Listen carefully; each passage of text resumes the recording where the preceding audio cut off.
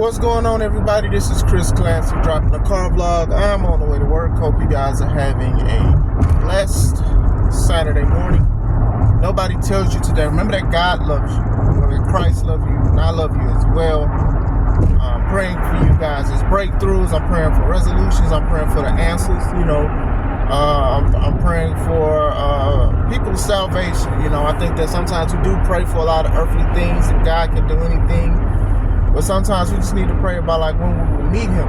I think that's one of the most important things in life. And we all go through trials and tribulations. We all have our great moments. Some more than others, some less than others. But we are supposed to be here together to love each other and to serve each other. Because in the Bible it says that God is love and God is eternal. So if God is eternal, so is love. So I love y'all. Make sure you subscribe to this channel, the Take It Home podcast, where I talk about professional wrestling topics. I interview wrestlers and I put up my matches as classic outfit. Also, make sure you subscribe to the second YouTube channel, which is C3 Ultimate Wrestling. It is under new management now, called The Board. When the time is right, trust me, I will talk about a lot of this stuff in detail, about everything. I have to go through the law, I have to go by the law with everything about everything that I can tell you guys. But at the time being, please support still C3 Ultimate Wrestling. Trust me, just trying to make sure I'm trying to handle it the right way. C3 Ultimate Wrestling, still support it, still support the website, still support the shows. There's a show coming up I'm actually excited for because I do love America. July 6th, it's called Red Fight and Blues. It's a lot of matches that are already be ready to announce. And there's other matches that I have no control over. I don't have control over it, but I am a part of the show. I am a part of it. That's me and my wife's baby in C3 Ultimate Wrestling. So make sure you guys subscribe to both channels. Make sure you get tickets for Red Fight and Blues. Tickets are on sale now. That's all I can say right now. When the time is right, I will let people know what I can. All right. I wanted to talk about the WWE and NXT releases. Now, I don't have a list in front of me, so I can't sit here and tell you everybody that is released. But I did want to talk about it in principle. Releases are going to happen every year, most likely. Releases are going to happen. It doesn't matter what company it is. Releases are going to happen. AEW just had their wave of releases not too long ago. And then even then, a lot of people have been released individually. Or they just quit. They were just saying that Ethan Page, he just left the company, or they didn't renew his contract and stuff like that. So releases happen. Sometimes they are good things for people who are released because they can find other work somewhere else. They can spend more time with family and things like that. But one thing that I don't do, and you guys know, is I don't wish people get released because that could be their only form of income. I know a lot of people, they can do Twitch, they can do a lot of other things, they can sell merchandise, but still, sometimes that is their main income, and we don't even know their living conditions, and that's just one of those things about people living and counting pockets. There are people that make me skeptical on things, but I'm not going to leave a comment unless I'm sure about the situation, you know what I'm saying? So releases happen. Impact has releases, AEW has releases, MLW has releases, a lot of companies have releases. WWE is just very adamant on theirs, every year. Tony just started releasing people, and I wouldn't be surprised if he's not done. It's a business at the end of the day. It's a business, and you make budget cuts because you want to save money. Maybe this person is not what you thought they were, or maybe they have an attitude, or maybe they don't want to wrestle anymore. These are factors that go into the situation. And then you see your heart breaks when you look at guys like Cameron Grimes, who a lot of people liked and they said was loved in the locker room. And he cried because he said his dream was to be a WWE superstar. But he said it wasn't the end. But your heart breaks because this is a lot of people's dream. And even if you wrestle for a lot of other companies, most people's dream still is to wrestle for the number one company, or the company that grew up watching, or something that their favorite wrestler wrestled at, because that's just what it is. You know what I'm saying? You got a lot of people that's in AEW that want to wrestle for WWE, and I'm sure you got wrestlers in WWE that want to wrestle for AEW, but usually WWE is the standard. So that's what I'll say about that situation. I've made videos about this before, even before Triple H took over with a lot of the stuff, is that people are still going to hate certain things and decisions that they make. That's just a part of the thing, releases, that's something that was never going to be released from the table, pun intended and unintended, unfortunately. It's just one of those things that's going to happen. I think out of all of them, that I'm more upset with is probably the Drew Gulak, because Drew, if you guys don't know, that was the guy that Ronda Rousey, when she started bashing WWE, she was saying, oh, well, he pulled my drawstring backstage or whatever like that. So he said he went for a handshake, and apparently his hand got caught in her drawstring, and it does sound weird or whatever like that, and I don't know what kind of investigation they do, but if Brock Lesnar being, let go from the company is an inclination on how they do things, then Drew got the short end of the stick, unfortunately. I know he was released before, and then they brought him back or whatever, Like I said, Ronda's been on a tirade, and I'm sure she's going to be like, hey, this is a win for women, and it is what it is. I'm just saying, this lady is a very vocal person, and then you waited until you was gone from the company to talk about that.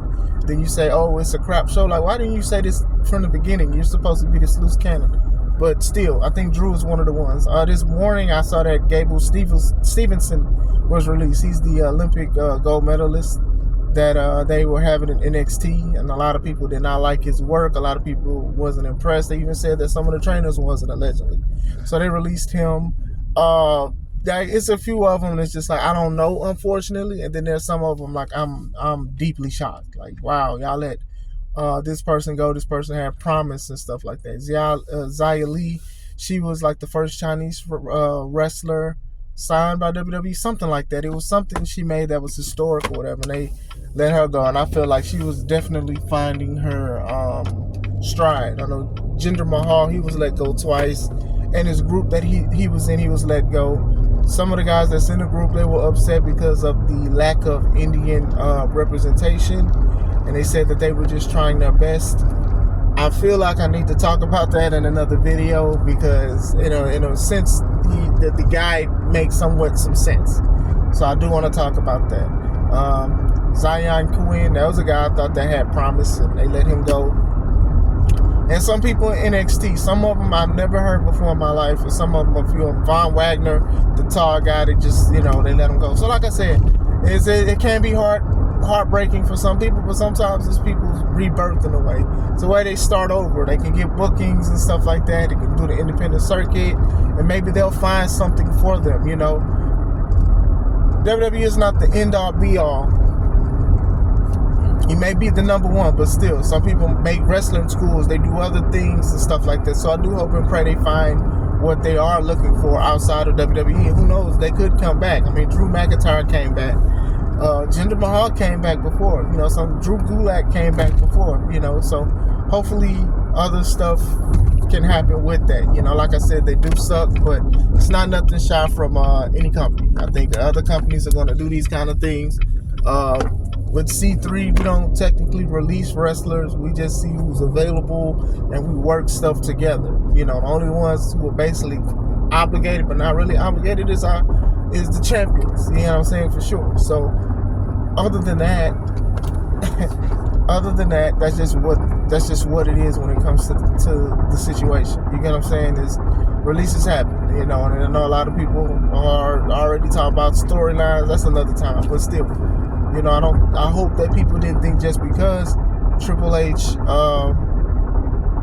ran the company or whatever like that releases wasn't going to happen. It's still a business at the end of the day. It is still a business.